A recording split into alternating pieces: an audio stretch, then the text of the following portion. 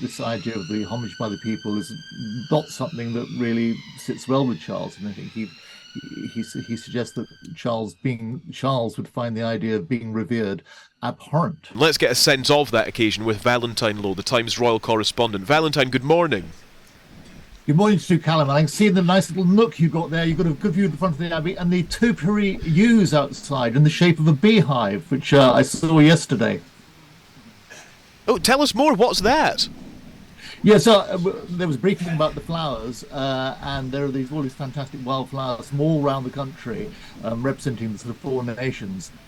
But at the front of the Abbey, but on either side of the great west door, there are these couple of topiary yews in the shape of beehive, because they're going to end up at Sandringham afterwards. And I think the king thought, they thought the king would appreciate the idea of beehives. It's all with the theme of nature, isn't it? Sustainability, which goes all the way through this coronation. Yeah, that's right. That's really interesting. Absolutely. In terms of the themes of the coronation, Val, it's fascinating to consider what it is at its very core as a religious kind of service to crown the king, but then also those themes and other things that are going to be that will weave through this service tomorrow. Yes, I mean the religious nature of it is of course very important, and it's interesting that the king has underlined that by choosing to have the anointing take place behind a screen, so no one in the abbey, apart from the archbishop and one or two others, will be able to see it and see it, and we of course won't be able to see it at home. This is because the anointing is meant to be a sort of, as it were, private moment between the monarch and God. That's very interesting. But of course, on the subject of religion, what's fascinating about this is the steps they have taken to include all the other faiths in Britain. You've got people from the Muslim, Sikh, Hindu, and Jewish faiths who'll be presenting various bits of regalia, very carefully chosen bits of regalia. They're the ones without any religious significance, such as the glove, for instance. And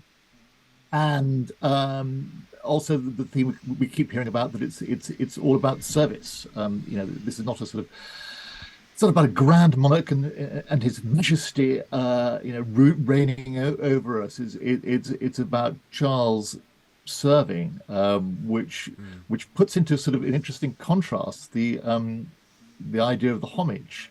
So they want to. In previous coronations, you've had all these peers paying homage, and it all looks a bit medieval, that kind of thing now.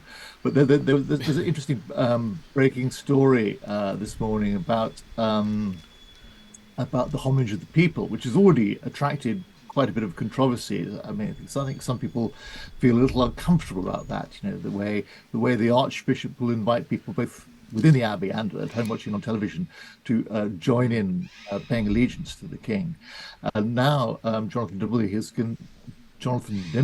who is not only Charles's biographer, but also a friend of his, he's given an interview to the BBC in which he suggests that this idea of the homage by the people is not something that really sits well with Charles. And I think he suggests that Charles would find the idea of being revered abhorrent, which is strong words. So I mean, I think the controversy about the homage of the people is going to continue for some time yet.